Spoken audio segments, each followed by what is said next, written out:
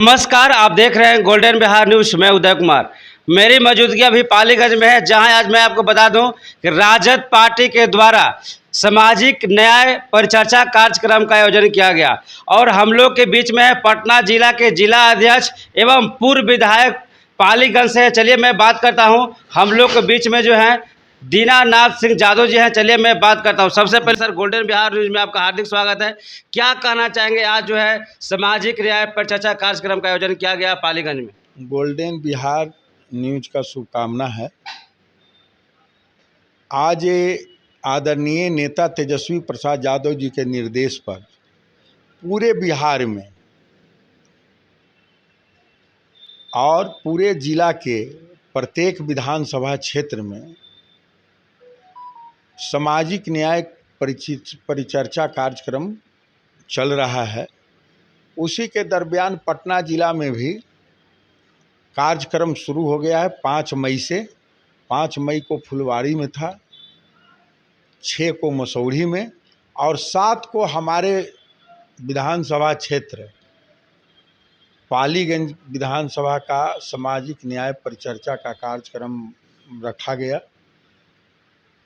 Paliganj high school के hall में बहुत ही मजबूती के साथ सभी मजबूत जो है से कार्यकर्ता साथीगण और पालीगंज विधानसभा क्षेत्र के लीडरगण सभी लोग उपस्थित हुए और हमारा जो टीम जो बना हुआ है प्रदेश कमेटी से जो आया है कि जिला बाई जो टीम बना है 5 लोगों का, उसमें सभी जो है से लोग आए हुए थे और सभी लोगों ने जो है से बहुत अच्छे तरीके से जो पार्टी का जो नीति है, आदरणीय लालू प्रसाद यादव जी का जो कार्यक्रम रहा है, जो सामाजिक न्याय का प्रोधा है,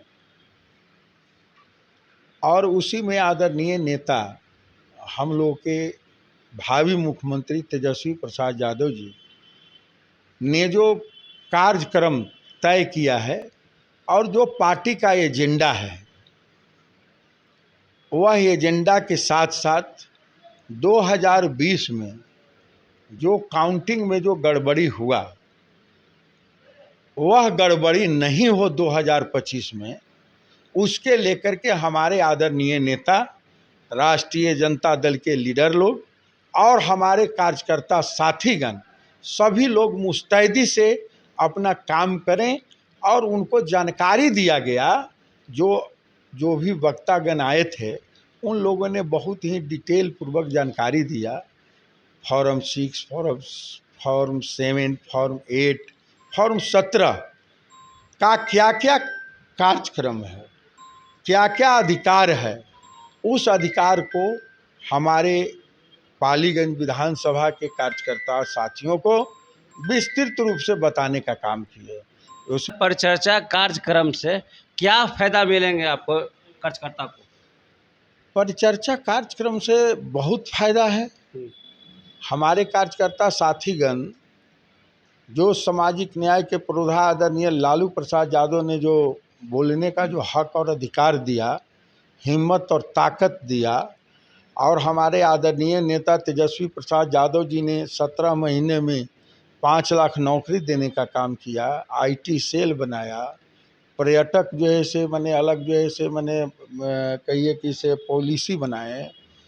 फिर उसके बाद जो है से अभी 2025 में सरकार में तेजस्वी प्रसाद यादव जी आते हैं तो माई बहन योजना के तहत, मान योजना के तहत 2500 रुपया दिया जाएगा। वृद्धा पेंशन जो 400 रुपया मिलता है वह 1500 रुपया दिया जाएगा। गैस सिलेंडर जो 1200 में मिलता है वह 500 रुपये में दिया जाएगा। 200 यूनिट बिजली फ्री दिया जाएगा। बेरोजगारों को रोजी और रोजगार दिया जाएगा। जो बिहार से पलायन हो रहे हैं उनको रोका जाएगा और इसी बिहार में उनको रोजी और रोजगार हमारे बेरोजगारों को हमारे आदरणीय नेता तेजस्वी प्रसाद यादव जी देने का काम करेंगे। सवाल वो नहीं, सवाल राष्ट्रीय जनता दल का आज कौन से ऐसी जरूरत आन पड़ी कि हम सामाजिक न्याय परिचर्चा कर रहे हैं। शब्द है सामाजिक न्याय। और नीचे तो लिखा परिचर्चा कार्यक्रम, लेकिन शब्द है सामाजिक न्याय, सोशल जस्टिस। सोशल जस्टिस न कोई जाति है, न कोई धर्म है, न कोई मजहब है, न स्त्री है, न पुरुष है, न युवा है, न युवती है। राष्ट्रीय जनता दल एक सामाजिक न्याय एक सिद्धांत है जिसकी अवधारणाएं हैं। जो शिक्षा से, चिकित्सा से, रोजी से, रोजगार से वंचित है, उपेक्षित है, लांछित है, अंतिम पंक्तियों में है, उसको मुख्य धारा में लाने का नाम ही सामाजिक न्याय है। और सामाजिक न्याय में आस्था रखने वाले लोग,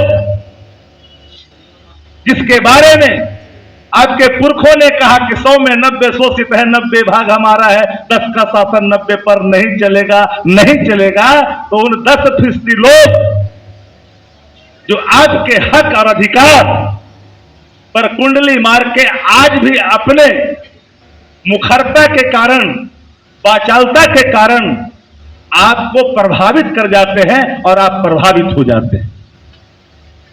इससे बचने के लिए, क्योंकि लगातार इन्हीं झंझावातों में, इन्हीं तरह के प्रभावों में आते हुए सामाजिक न्याय की अवधारणा को धीरे धीरे कमजोर होता देख आदरणीय लालू प्रसाद जी ने जिस सामाजिक न्याय की अवधारणा को स्थापित किया, सामाजिक न्याय का मतलब जो वोट का राज का मतलब छूट का राज जो परिभाषित किया, जो डॉक्टर लोहिया ने कहा था, इस देश के अंदर में सामाजिक न्याय की राजनीति करना कोई आसान काम नहीं है। और जिन लोगों ने सामाजिक न्याय की अवधारणा को आगे लेकर के चला और मसाले जगाई, हाथ में झंडा लेकर के आगे बढ़ा, उन सब लोगों को यातनाएं सहनी पड़ी है, जेल जाना पड़ा है, कलंकित होना पड़ा है, लांछित होना पड़ा है, और देश इस बात का उदाहरण है। आप लोगों से आग्रह होगा कि जो भी आप पोलिंग एजेंट रहेंगे, मैं अनुनय, विनय और विनती के साथ कहना चाहूंगी कि आप ससमय बूथ पर पहुंचे और इस मॉक पोल में अपना सहभागी निभाए, ताकि हम आदरणीय नेता को मुख्यमंत्री की कुर्सी पर देखें जाते हैं। और वही है अहम चीज। वोट तो आपने करा दिया ईमानदारी पूर्वक, आपने एक सादा पेपर लिया।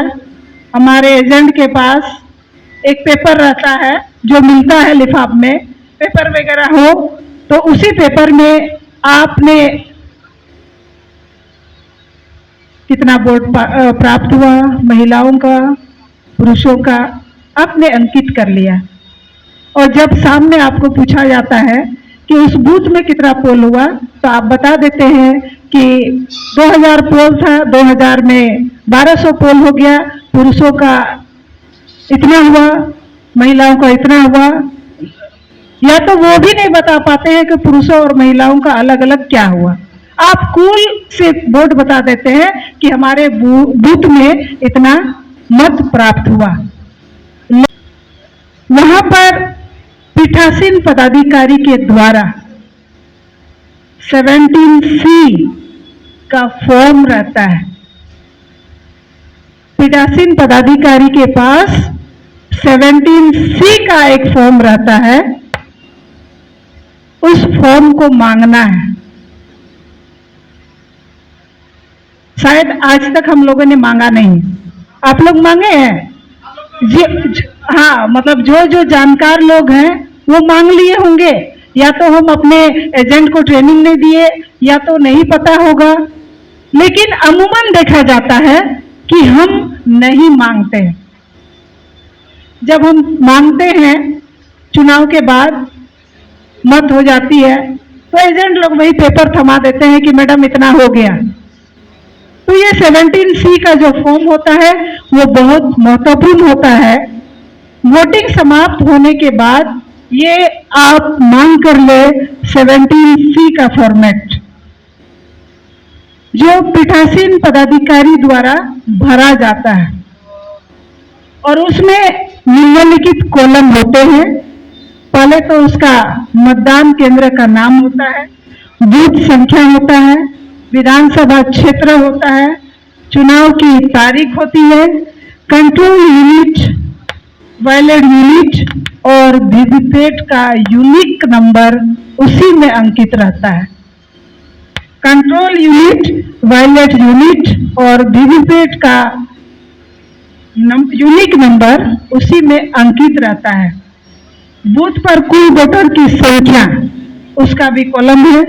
बूथ पर आज पड़े मतदान की संख्या फॉर्म 17 में भरी गई जानकारी को उनके रजिस्टर में भी अंकित रहता है कि हमको 17C चाहिए।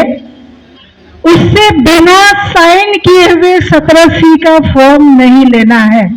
जो पीठासीन पदाधिकारी होंगे उनसे 17C का फॉर्म साइन करवा के ही लेना है।